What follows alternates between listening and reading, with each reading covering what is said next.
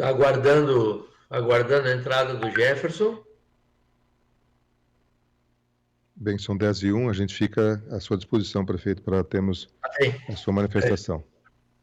Tá, nós, só adiantando, né, Miguel, como nós havíamos falado na entrevista logo antes, né, o motivo desta seria prestar um relatório aí à comunidade. Nós passamos algumas horas em Porto Alegre, né, e com muita felicidade eu trago boas novas ao município.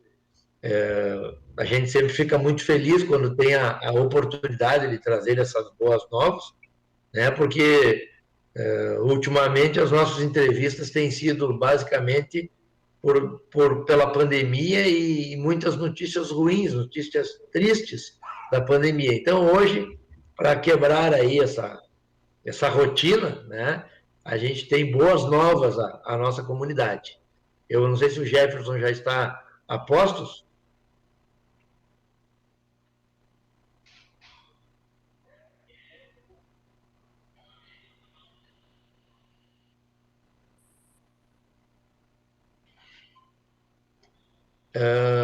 Bom, podemos ir falando, Miguel, de alguns ganhos. Deixamos o assunto saúde, então, para mais adiante, né, para aproveitarmos aí a audiência do Jefferson. Nós tivemos ontem lá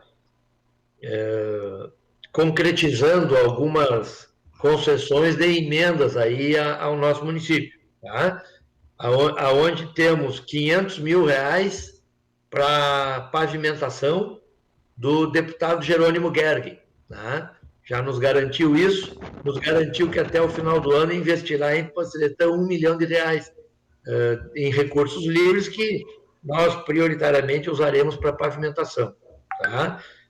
500 agora no primeiro semestre e 500 até o final do ano, tá? Temos do deputado Pedro Westphalen, que a princípio está agendado para vir hoje à tarde aqui no município, entregar o ofício pessoalmente, fazer uma visita de cortesia, mas eu estive com ele anteontem à tarde. Nos sinalizou uma emenda de 325 mil reais para uma ambulância UTI neonatal. Lembrando que nós recentemente gastamos aqui 11 mil reais para levar um nenezinho que precisava de UTI na cidade de Bagé, e tivemos que locar uma ambulância de UTI neonatal da Unimed de Santa Maria, que nos custou 11 mil reais. Eu acho isso um absurdo, né?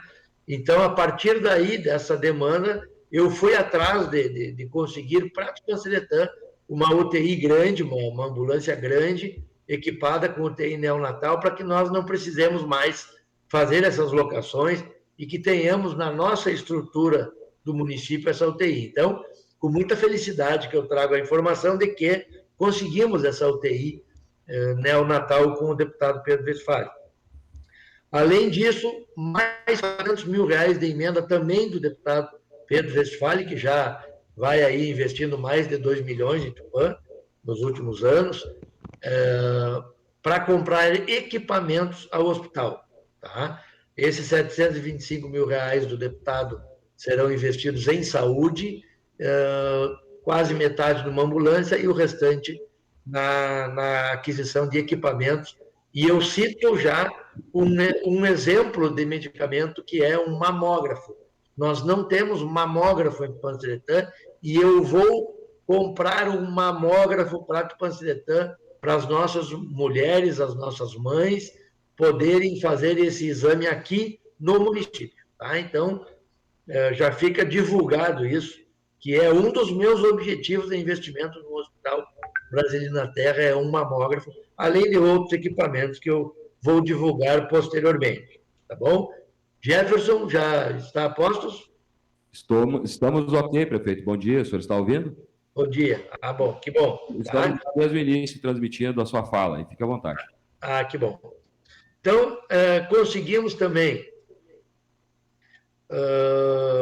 além dessas emendas, na Secretaria de Agricultura, uma parceria do município com a Secretaria da Agricultura, onde nós traremos aqui por um período entre 60 e 90 dias, provavelmente 90 dias, um trator de esteira para ajudar nas nossas obras, né? Incrementar o nosso parque de máquinas e também utilizá-lo no nosso distrito industrial, onde alguns investimentos precisam ser feitos, né? E também nas nossas estradas, alargamento de estradas. Enfim, nós temos aí uma vasta gama de possibilidades de utilização desse trator de esteira.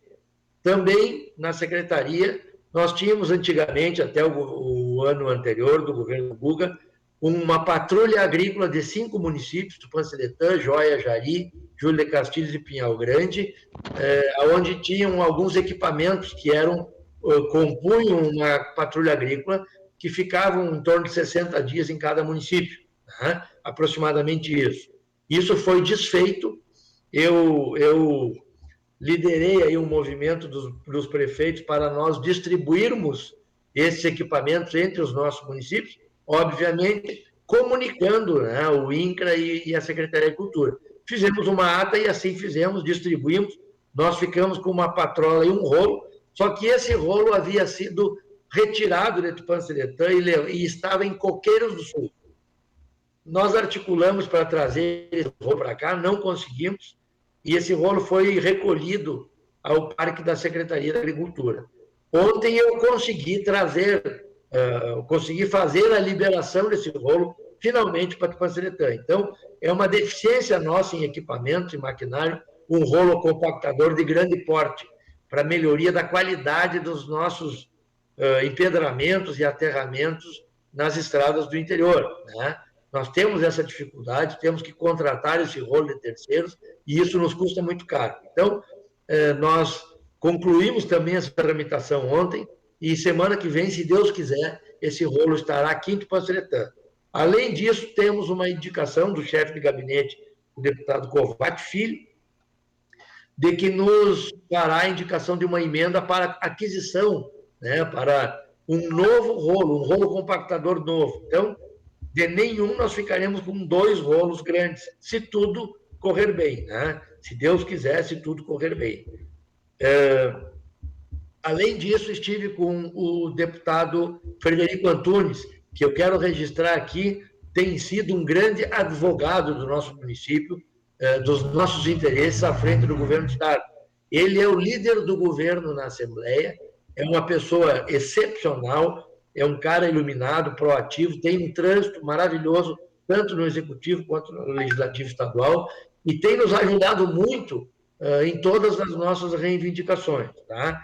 O Frederico, além de meu amigo pessoal, ele é um deputado estadual do nosso partido, do Progressistas, e historicamente, eu diria, há praticamente 3 décadas, tem defendido os interesses do produtor rural, na época, no enfrentamento para a legalização dos transgênicos, né?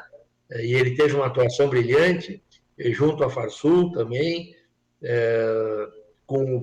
muito amigo do nosso ex-presidente Peroto, e somou forças, né, esforços, para que nós conseguíssemos, na época, aprovar os transgênicos e de lá para cá, vários outros assuntos de interesse da classe produtora, e eu diria, de todos os munícipes de Tupã-Seletã. Recentemente, eu tenho tratado com ele desde o dia 5 de janeiro. Eu assumi dia 4 a prefeitura, eu assumi dia 1º, mas dia 4 foi o meu primeiro dia de trabalho. No dia 5 eu já fui a Porto Alegre, na época buscar uma viatura para a Polícia Civil, e já comecei as tratativas com o Dyer, junto com o Frederico, para a retomada da nossa RST 392. E também para pedir informações sobre a nossa estrada Tupã-Júlio de Castilhos. Já falei disso outras vezes, mas é pertinente retomar esse assunto. Na época, o Dyer me informou que a 392 estava arquivada porque a pedreira tinha sido extinta. Então, o projeto foi arquivado, não sairia mais a 392. E a Tupã-Júlio, que se chama 527, né, ERS 527, havia um projeto antigo que estava obsoleto e que também não estaria, ela constava como planejada, mas sem perspectivas, né? Eu indaguei como que nós retomaríamos essas obras, eles me deram o caminho das pedras, como se diz, né? Eu fiz a solicitação de revisão administrativa das duas estradas e consegui que o deputado Frederico indicasse 10 milhões do orçamento do DAER para a retomada dessas obras esse ano. Tá? É importante dizer que o orçamento do DAER anual é 150 milhões, 50 milhões para atividade meio, 100 milhões para atividade fim. Então, eu consegui para a Tupanceretã 10%, o deputado Frederico nos conseguiu 10% do orçamento anual do DAER para esse ano, retomarmos Santa Tecla. Eu diria que isso vai nos dar mais ou menos uns 6 quilômetros. Tá? E existe a previsão, é importante que fique claro, né? A previsão de liberação de mais 15 milhões para o ano que vem, para Santa Tecla, de um outro recurso oriundo da venda da CE Distribuidora. Caso haja a privatização da CE Distribuidora por quase 900 milhões, 800 e tantos milhões, nós teremos aí 15 milhões para uma segunda etapa da 392 e possivelmente estamos articulando 20 milhões para Tupã e Júlio de Castilhos. Semana que vem eu tenho uma agenda com o prefeito de Júlio de Castilhos, em Porto Alegre, onde nós trataremos, e se Deus quiser, eu terei novidades semana que vem para trazer a todos os nossos munícipes, a nossa comunidade. Mas eu não falo nada pela metade, né? Eu não trago aqui boatos, eu trago fatos. Então, ainda eu não vou assegurar sobre esses 20 milhões ou esses outros 15 milhões. Tá?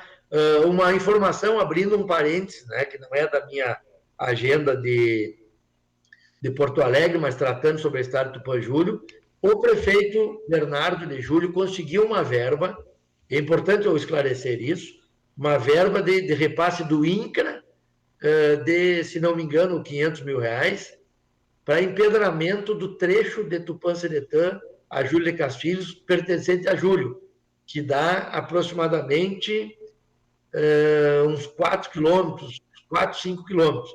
Então, ele está usando o recurso do INCRA para fazer ali, como todos que passaram por lá viram, uma obra maravilhosa. Ele empedrou, ergueu a estrada, está botando pedra-cupim, e está fazendo um brilhante trabalho. Aí o pessoal diz, mas como é que Júlio conserva bem as estradas e Tupã não? Ele recebeu recurso de terceiro para isso. Nós faremos aproximadamente 5 quilômetros da estrada de Tupã Júlio de Castilhos, tá? Agora estamos lá com 4 caminhões, com nosso equipamento, estamos reformando aquela estrada e faremos um empedramento e com pedra-cupim, com recurso próprio. Nós não recebemos recurso para isso, mas nós faremos uma obra definitiva ali em Júlio de Castilhos, aguardando, se Deus quiser, né, o asfaltamento, que existe a possibilidade de vir o ano que vem. Então, falei dos 10 milhões que conseguimos, falei dos 2 rolos compactadores, né, da parceria com o trator de esteira, também, junto à Secretaria da Agricultura, nós fizemos aí um estreitamento num programa que eles têm na Secretaria, e eu estou passando isso para a Secretaria do meu Desenvolvimento Social aqui, tá? Para a secretária Bárbara, estarei passando agora nos próximos dias, e eu quero chamar a atenção de todos os agricultores familiares de Tupanceretã, todos os pequenos agricultores de Tupanceretã, né? De todas as comunidades do interior, aproximadamente 30 comunidades do interior do município. É um programa de apoio à permanência do jovem no campo. Nós temos uma preocupação muito grande que os nossos jovens, os nossos futuros produtores ou trabalhadores do meio rural permaneçam no meio rural e que continuem desenvolvendo o gosto pelo campo, né? O gosto pelo setor primário. Ser produtor rural, independente de tamanho, é uma questão de DNA. A pessoa tem que ter o DNA de produtor rural. O tamanho dele não interessa. Se é 1 hectare, se é 1.000 hectares, 10 mil, não interessa. Interessa é ter a vocação de produtor rural. Porque para aguentar diuturnamente ficar torcendo por chuva, ou por parar a chuva, ou para que não caia um granizo, ou para que o banco de recurso, para que o preço do commodity suba, isso aí tem que ter vocação, tem que ter persistência e visando desenvolver essa vocação desde a tenra infância, nós estamos aderindo a esse programa e vamos disponibilizar aos filhos de produtores rurais a chamada Bolsa da Juventude Rural. Se não me engano, R$100 mensais aos filhos dos pequenos agricultores que estão estudando. Nós conseguiremos acesso a essa bolsa através da Secretaria de Desenvolvimento Rural, com a secretária Bárbara, para ajudar essas crianças, estimular essas crianças a seguirem no campo e a serem os nossos produtores rurais das próximas gerações. Então, isso foi um ganho maravilhoso, eu me emociono em trazer essa novidade e eu quero dizer a todos os produtores, para mim, produtor rural não tem tamanho, para mim, produtor rural tem vocação. É uma atividade nobre relacionada à segurança nacional, tá bom? Isso era uma das grandes novidades que eu queria trazer a todos os senhores. E nós temos a nossa pauta aí para encerrarmos, né? Sobre a saúde, né? Eu tive a grata felicidade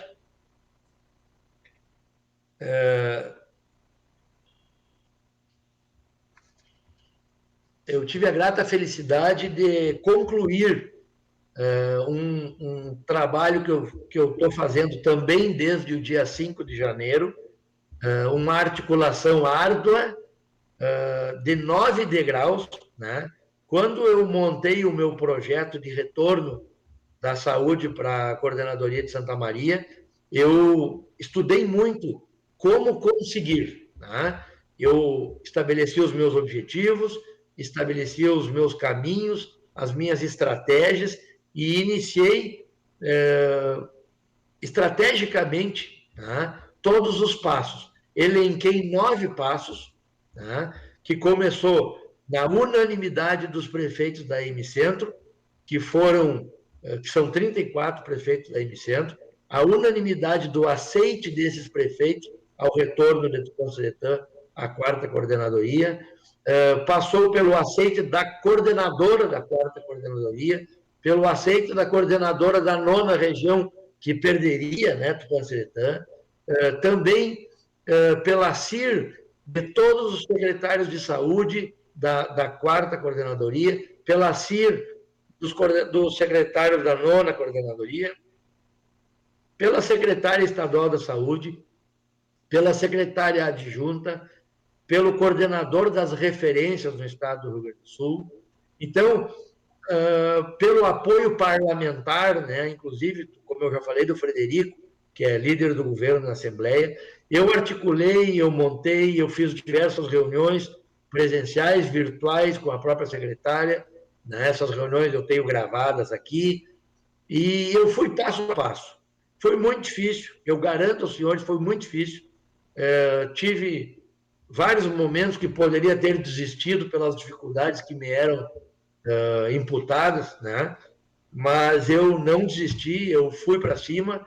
Quando me parecia que tinha sido perdido tudo, eu retomava e conseguia superar essas dificuldades aí, né, pontuais, e fomos indo, e num determinado momento eu recebi o ok da secretária, mas ainda ela me condicionou a passar por outros degraus, mas que ela já teria dado o ok e que dependendo da caneta dela, estava tudo certo. E aí, anteontem de tarde, junto com o Frederico, eu estive no gabinete da secretária e ela me garantiu que, posteriormente, teria reunião da CIB, ainda precisaria passar pela CIB, mas que a decisão já estava tomada, a decisão seria dela, de maneira administrativa, e ela determinou, já publicou, já está publicado oficialmente, os senhores já tiveram acesso a essa publicação.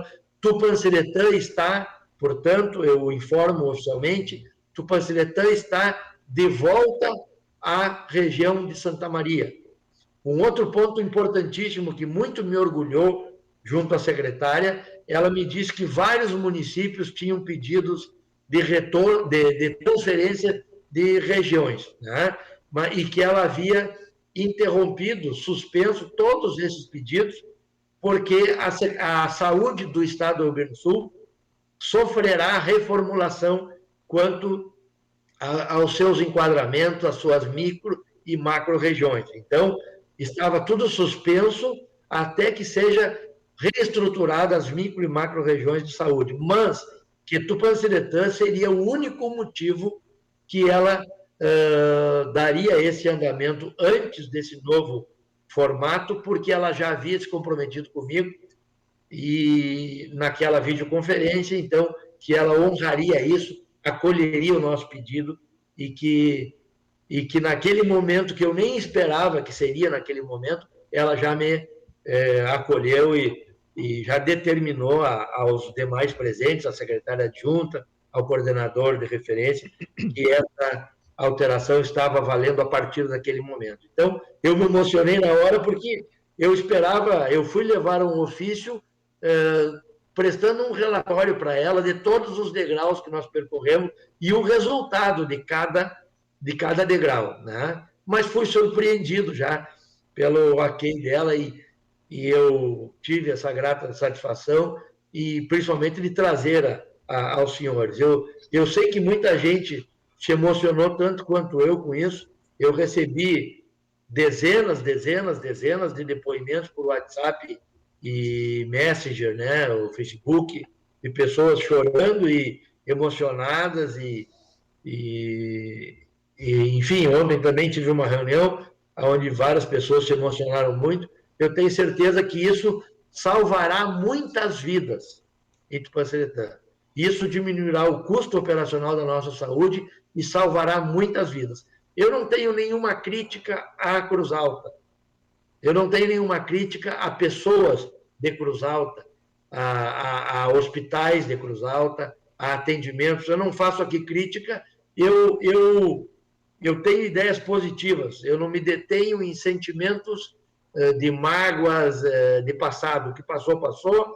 Os nossos tupanciretanenses que foram atendidos em Cruz Alta e tiveram êxito, parabéns a quem os atendeu, mas agora é vida nova, agora é perspectiva nova. Agora nós vamos para um município que tem dezenas, quase 100 especialidades médicas nos aguardando, todos para serem atendidos da melhor forma, se Deus quiser. Possivelmente dificuldades surgirão, a nossa saúde não é perfeita no país, possivelmente alguém virá a uma rede social dizendo que está tendo dificuldade em Santa Maria, que deveria ter continuado em Cruz Alta, talvez até posicionamentos ideológicos, não sei, não entro nessa esfera, mas o fato é que a grande maioria da nossa comunidade está feliz e eu estou gratificado por ter feito parte, de alguma maneira, dessa felicidade. Estou aberto a perguntas. Prefeito, nós acompanhamos há várias gestões essa busca do retorno para a coordenadoria de Santa Maria. O senhor relatou aí o seu empenho, a sua estratégia de conseguir converter ou tornar exitosa essa pretensão de voltarmos para lá. A resolução já está publicada, o senhor deu ciência para nós aqui, com a assinatura da presidente da comissão, a Rita Bergman, e que determina, então, que tome as providências para o trâmite legais e necessários de reorganizar o fluxo de referência aos serviços de saúde e respectivos tetos financeiros, e ela entra em vigor na data da publicação, ou seja, no dia de ontem, dia 13. Hoje, a pessoa que procurar a saúde pública em Tupanciretã já tem como referência Santa Maria e será deslocada para lá, caso necessário? Enfim, a referência hoje já é Santa Maria? Eu falei ontem à noite com a coordenadora Santa Maria e eles estavam reunidos tratando disso, né?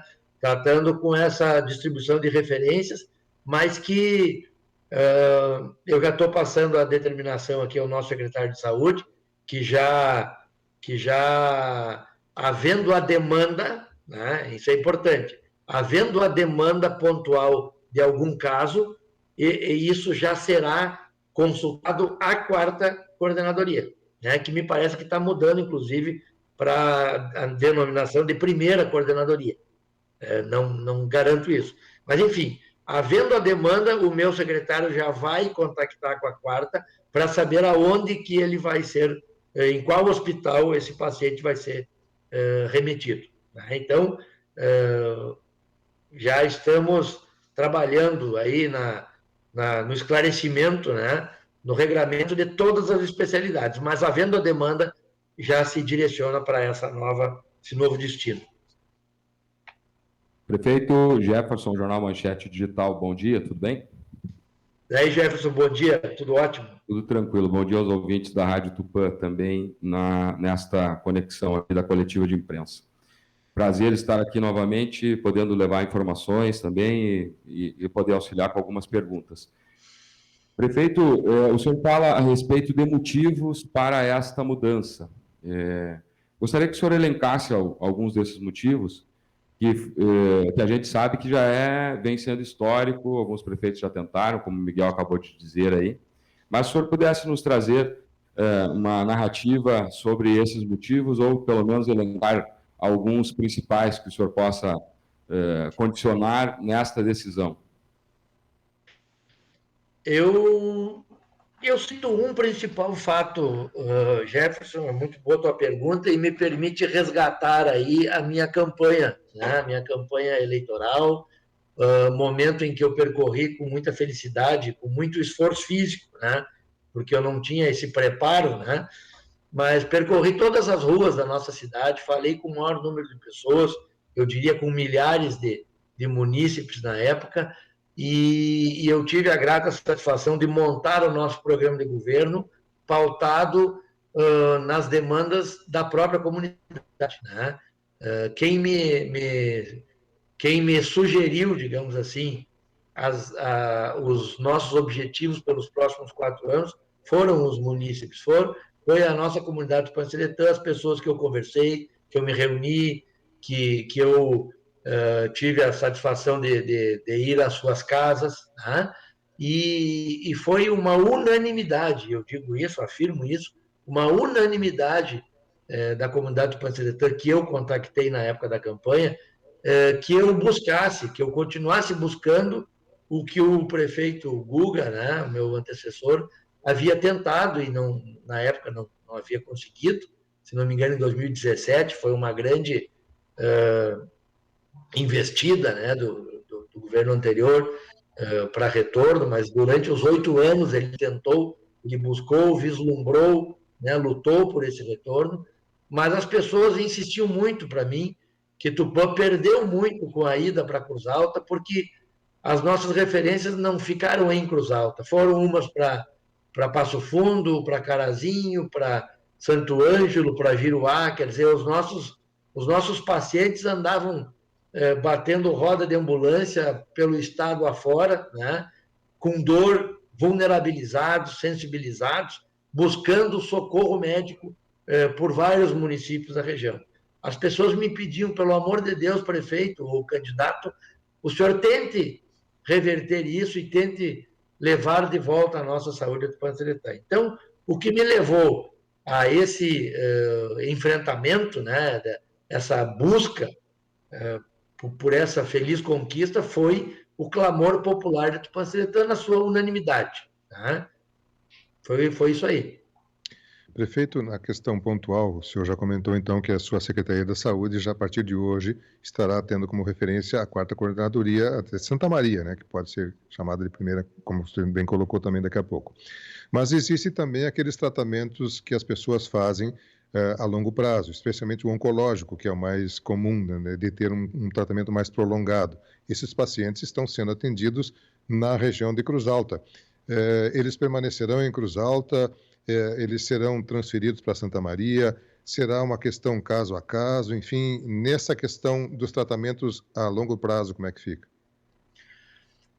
Nós, em primeiro lugar, que fique claro que não será interrompido nenhum tipo de tratamento, né?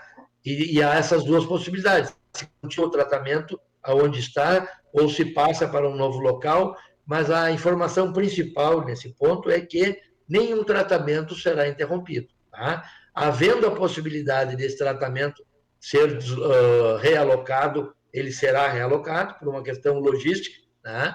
Mas jamais será interrompido. Então, que isso fique bem claro, né? Além disso, como eu falei anteriormente, nós temos outros recursos, outros mecanismos, que são os consórcios, que eventualmente, algo não podendo ser atendido de pronto, os consórcios, com a parceria que nós temos como adquirir, né, prestação de serviços, tratamentos, medicamentos, e nós o faremos. Prefeito, eu também quero fazer uma pergunta a respeito das estradas, para o senhor, que o senhor cita na sua fala inicial, principalmente a Tupã Santa Tecla. A gente sabe, todos os tupanciretanenses sabem o interesse e o anseio por essa estrada.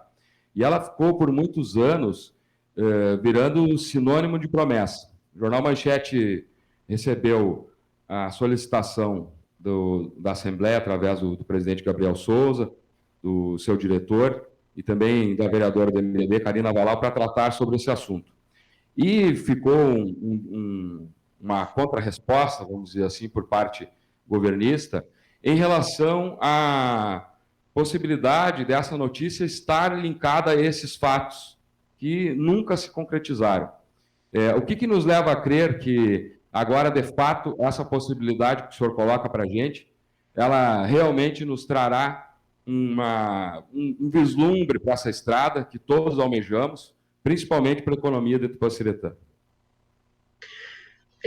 Eu estava aguardando, né, a divulgação desses 10 milhões, aí, desse recurso que o Frederico nos conseguiu, para quando o maquinário estivesse sendo desembarcado aqui na estrada e as obras efetivamente tivessem sido iniciadas, né, retomadas. Por uma questão de característica minha, eu não sou de prometer, não saio por aí falando palavras, vamos dizer, prematuramente, porque as palavras não são caras, né? As palavras são energia, né? E nós não podemos desperdiçar energia à toa, né? Mas, como esse assunto veio à pauta, e me pareceu uma necessidade de fazer justiça em dizer o que realmente aconteceu, né?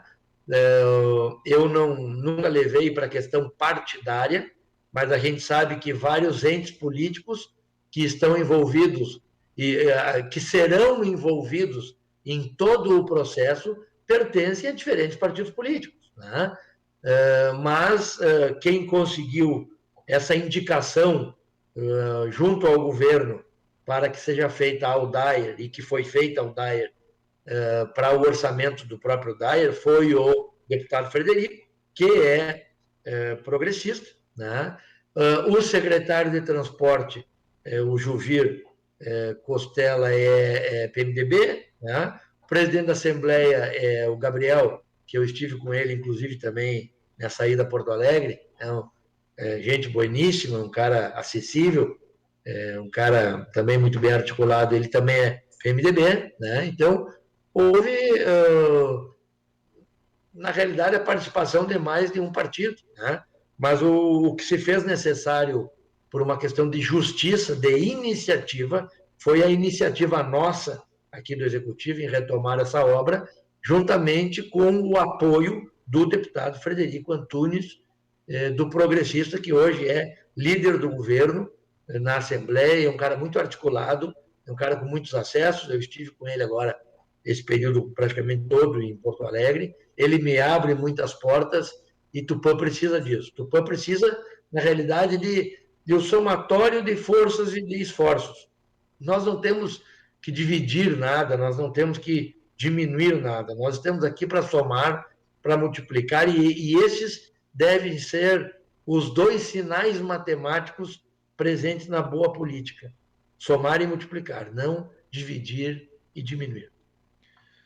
Nessa questão da estrada Tupã-Santa Tecla, prefeito, já várias vezes foram feitos investimentos no projeto, na realização de alguns bueiros, terraplanagens, enfim, foi feito vários investimentos que me parece até agora já foram desperdiçados porque não podem mais ser utilizados, teriam que ser refeitos no mínimo.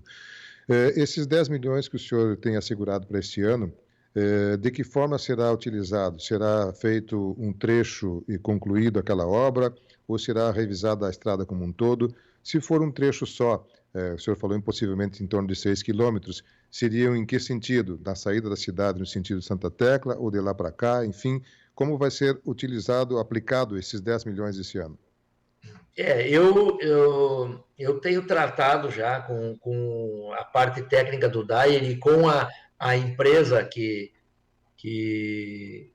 fará a obra, né? A questão de pedreiras. Nós já estamos articulando isso, já estamos buscando aqui, junto à Secretaria do Meio Ambiente, a possibilidade de credenciamento e legalização de outras pedreiras, já estamos disponibilizando ao recálculo do projeto. Esses 10 milhões serão utilizados a partir de Tupã em direção ao final da obra, que seria Santa Tecla, porque quanto mais próximo da cidade, maior o fluxo de veículos, né? Pela drenagem do escoamento da safra, né?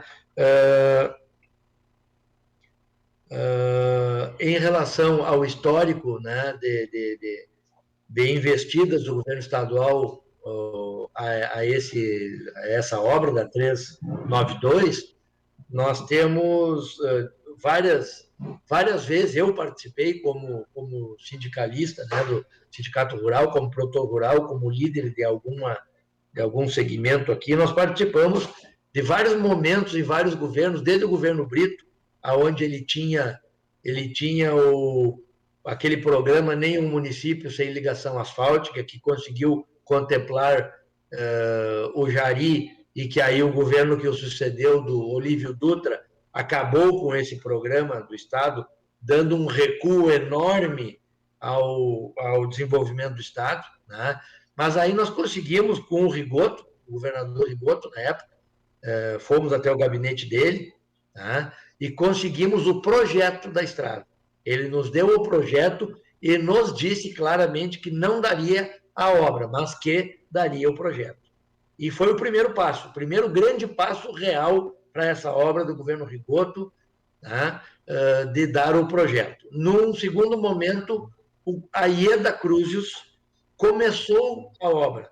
Vieram as máquinas, a Brasília Guaíba iniciou as atividades práticas, fazendo aterramentos, criando a rota da estrada, né, botando bueiros, que é o que tu falavas agora, e que aí entrou novamente o governo Tarso e acabou com a obra, né? Então, mais uma vez, um retrocesso.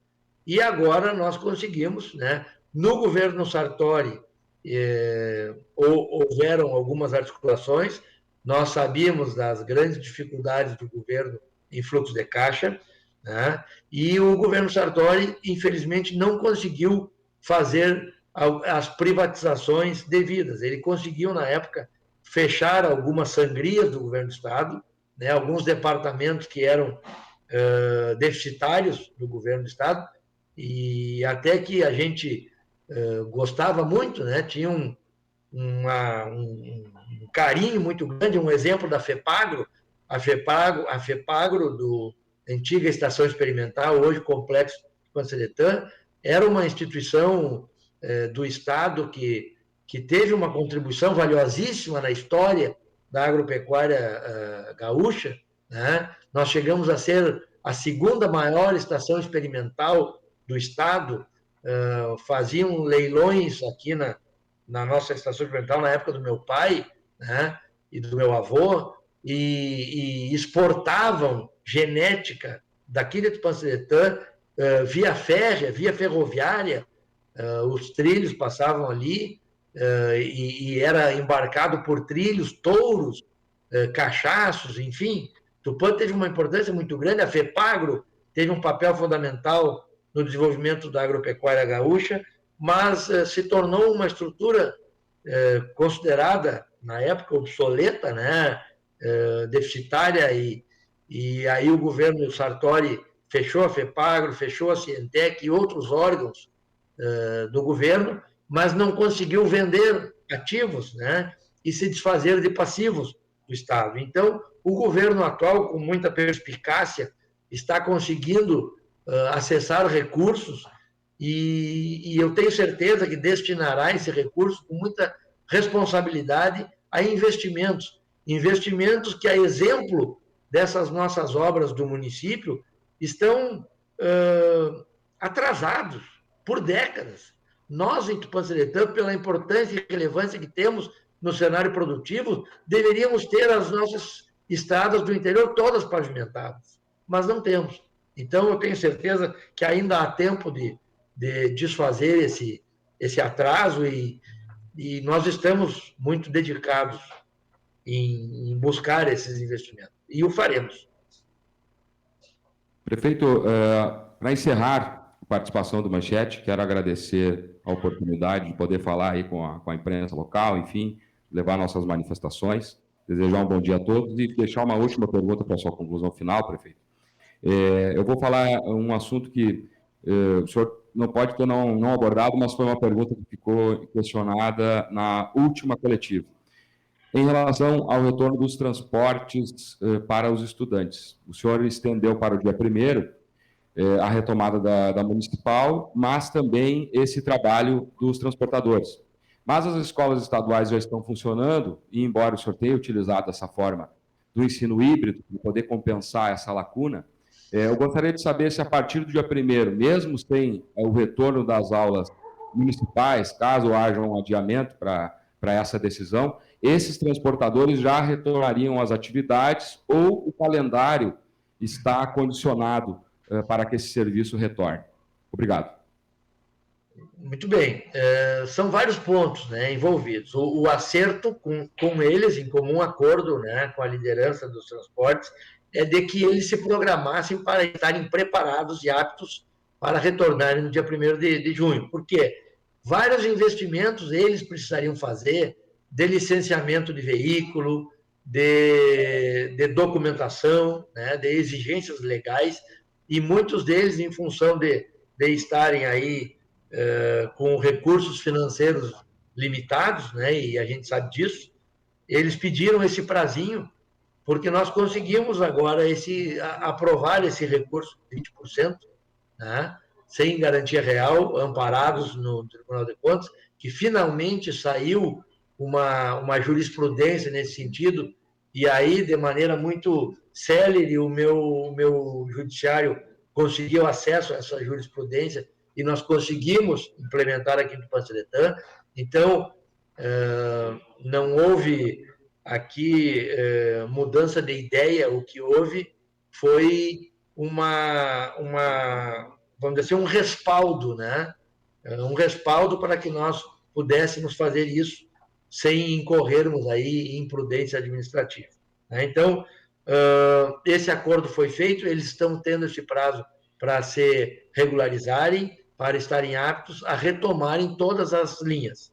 Quanto a esse período até 1º de junho, esses alunos do Estado estão tendo ensino remoto, né? Aqueles que não dispõem de transporte privado estão tendo ensino remoto sem prejuízo a esses estudantes, né?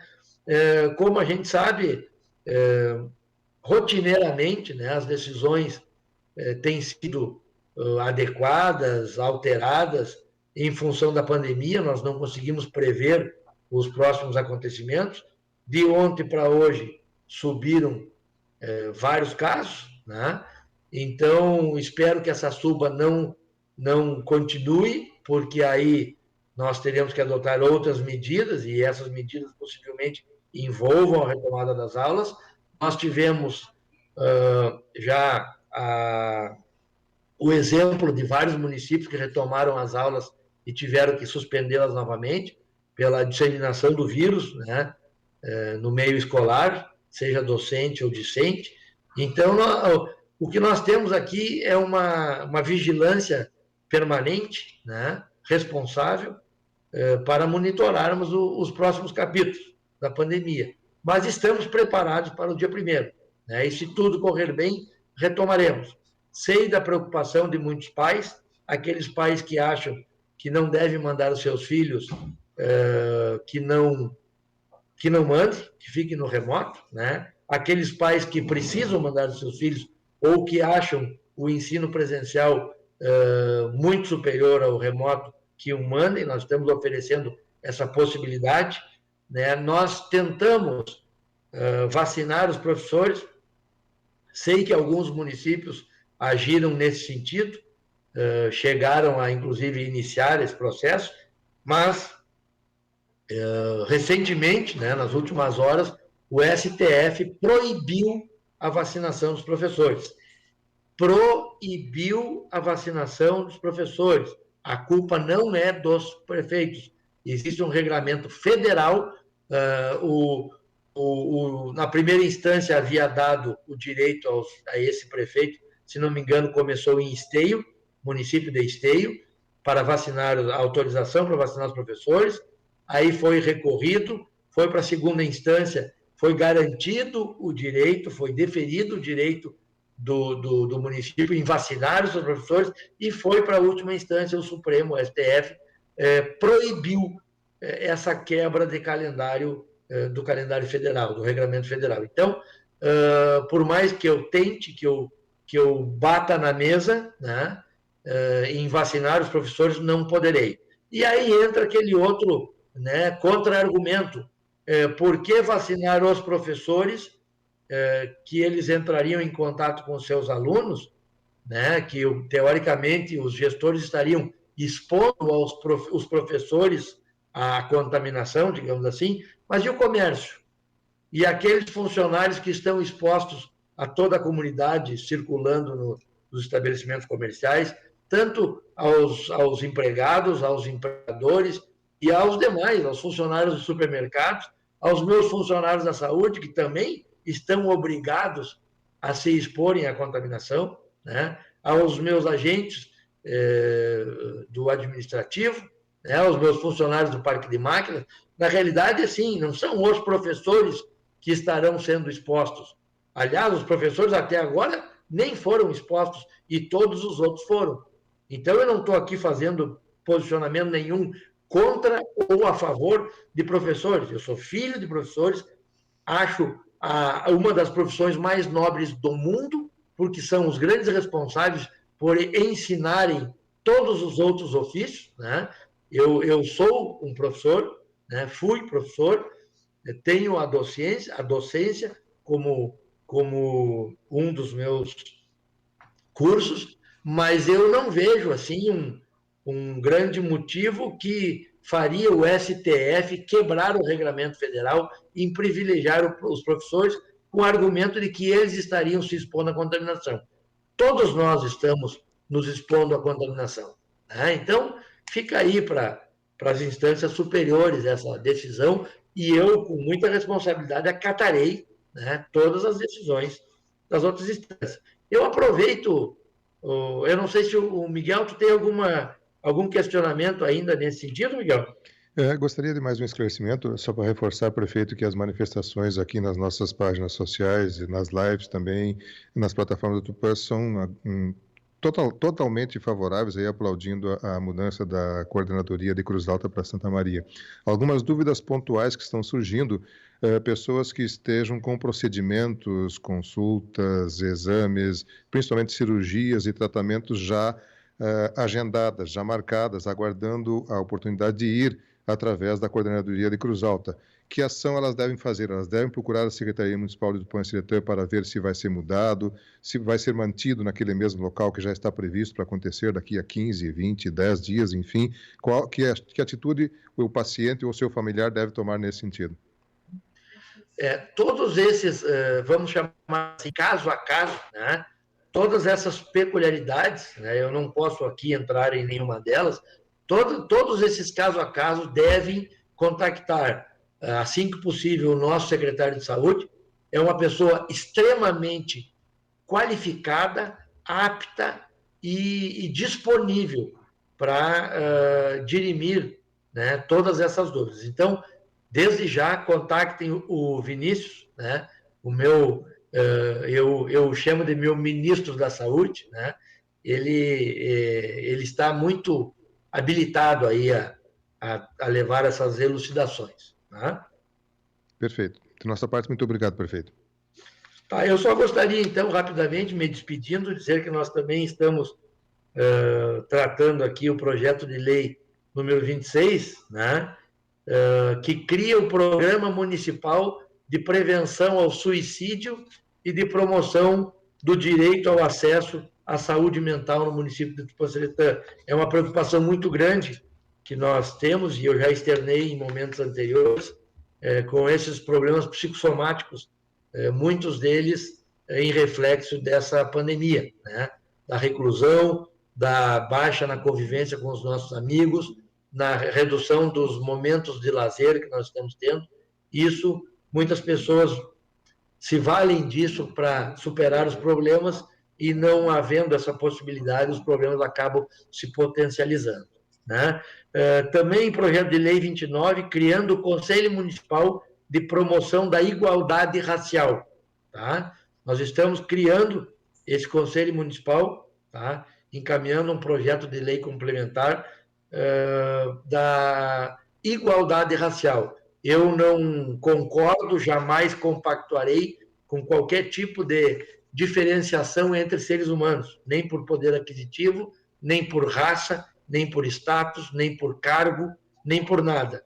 Eu tenho 24 mil tupã-seretanenses que eu considero de igual forma e adotaremos aqui integralmente as medidas que forem necessárias para que as pessoas sejam sempre igualificadas. Né?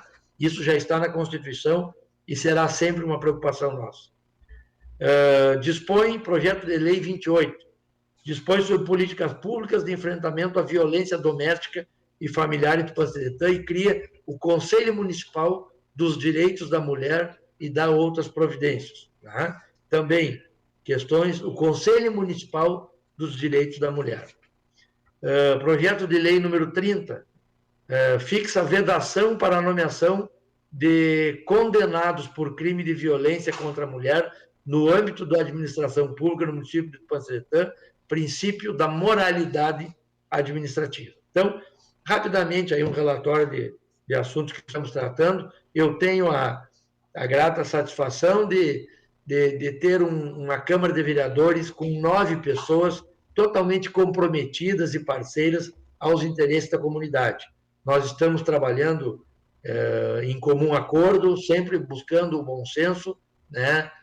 Protegidos por Deus, que Ele nos continue nos iluminando e que as melhores decisões sempre sejam adotadas e aprovadas por todos. Muito obrigado, obrigado à comunidade, o meu fraterno abraço a todos que nos assistem. Obrigado. Nós tivemos assim a oportunidade de ouvirmos a entrevista coletiva do senhor prefeito Gustavo Herter Terra, que acabou de falar desde o gabinete municipal, trazendo vários temas de relevância. A sua agenda em Porto Alegre foi tratada nessa semana, também aspectos relacionados aí à questão da saúde, principalmente a troca da coordenadoria de saúde que saiu de Cruz Alta para Santa Maria, já está oficializada a partir de hoje, assinatura de ontem com data de validade, e agora esse procedimento da transferência dessas pessoas, né? Especialmente, é claro que os casos novos é mais tranquilo, mas aqueles que já estão dando andamento a tratamento, ou a cirurgias, ou a procedimentos que sejam já agendados, ou que estejam ocorrendo,